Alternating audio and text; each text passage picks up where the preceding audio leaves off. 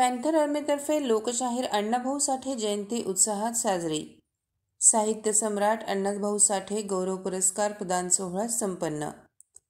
Panther army स्वराज्यक्रांती सेना जिल्हा शाखा कोल्हापूर यांच्या वतीने साहित्य सम्राट लोकशाहीर अण्णाभाऊ साठे यांची 105वी जयंती मोठ्या उत्साहात साजरी करण्यात आली.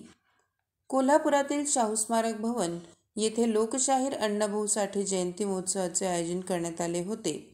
अध्यक्षस्थानी पॅन्थर आर्मी स्वराज्यक्रांती सेनेचे संस्थापक अध्यक्ष संतोष एस आठवले होते.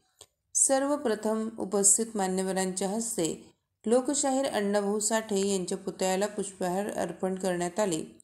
ज्येष्ठ विचारवंत डॉक्टर शरद गायकवाड यांचे अण्णाभाऊ साठे यांच्या जीवनचरित्रावर व्याख्यानाचा कार्यक्रम संपन्न झाला.